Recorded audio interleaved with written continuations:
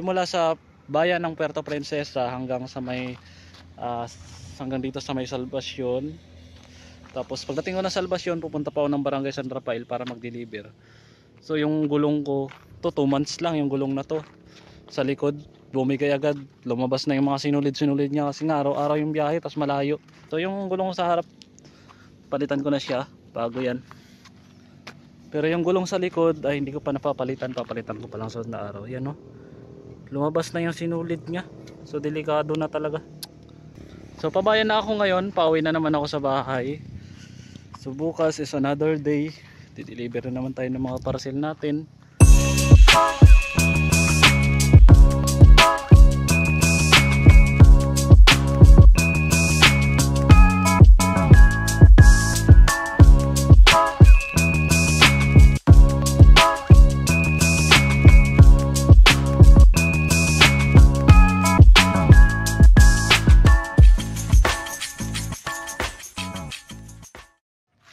So good morning mga ka-rides. So ito yung gulong natin.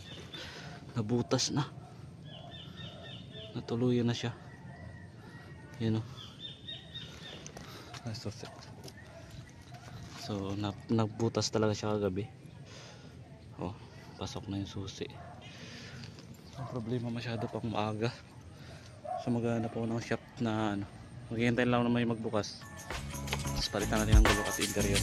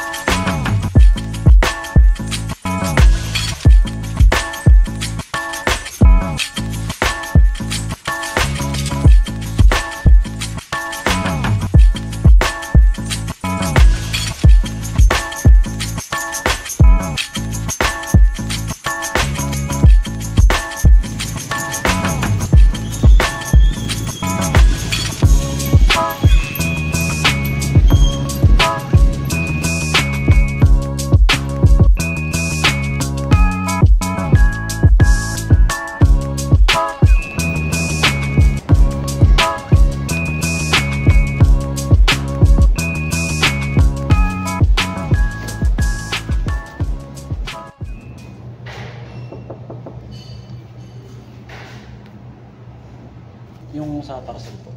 Ano? Ito.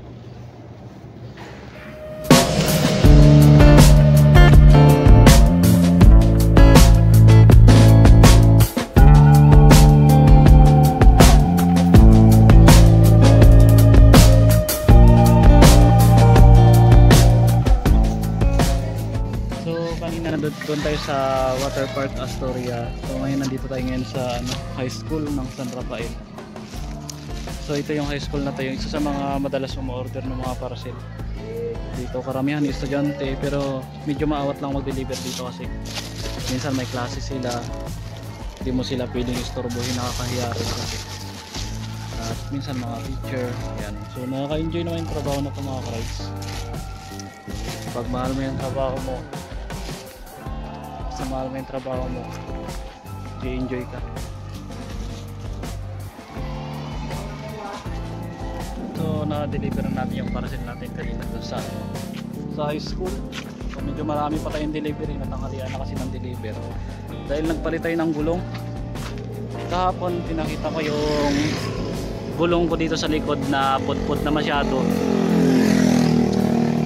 Kaso yun nga, kagabi habang pauwi ako, pumutok yung gulong dahil nga sa sobrang nipis na. So yun lang rin yung mali ko kasi pinaabot ko pa na abutin ako ng ganun. Dapat di ko na siya pinaabot eh. So sana hindi umulan ngayon.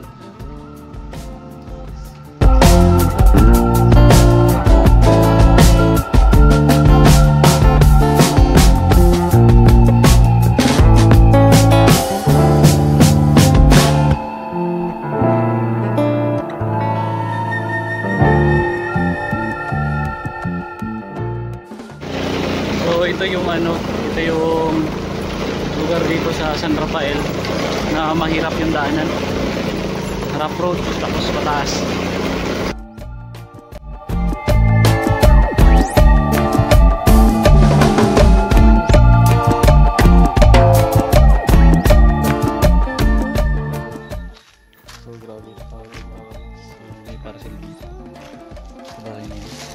So madalas na siya may parcel.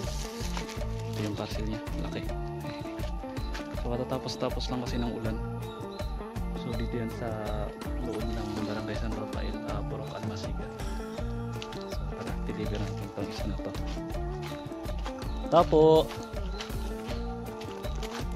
Tapo. Ay, tulog. Te. Tapo. Sorry sa istorbo. Parcel ka, te. So maubos man natin o hindi, okay lang kasi masama rin talaga yung panahon.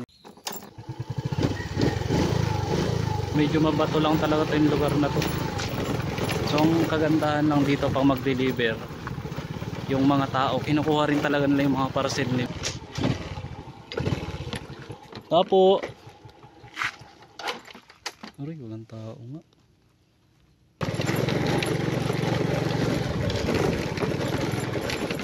Ito, buti bukas. Te, parcel kay Dante.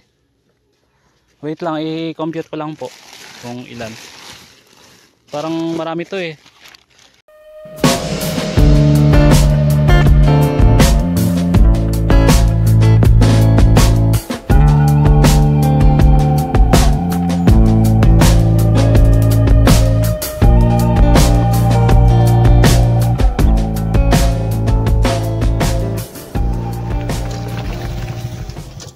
Kagandahan lang talaga dito is kinukuha nila yung mga parcel nila, hindi sayang yung punta. Maliban lang walang tao. Pasok tayo dito.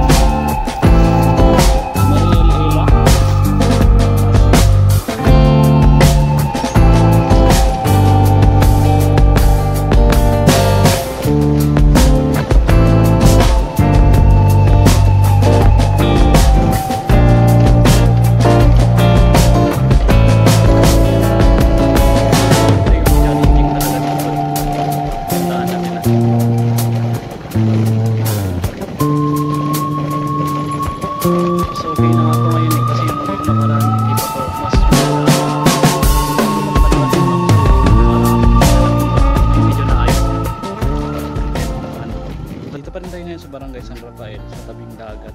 May madalas nagka-camping yan dito. Ayan. So pawing-pawi na ako mga ka-rides. Lagi akong dumadaan sa lugar na to kasi parang nakakapagpahinga ako. Sobrang payapa ng place. Ayan o.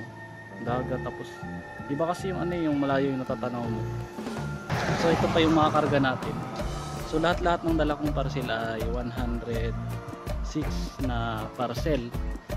So na-deliver ko ay mga 60 lang dahil nga tanghali na ako nakapag-umpisa kasi yun nga nasiraan ako kagabi. Tapos tanghali na yung shop kanina bukas pambira. So tingnan natin dito kung pwede pumasok. So tingin ko pwede naman.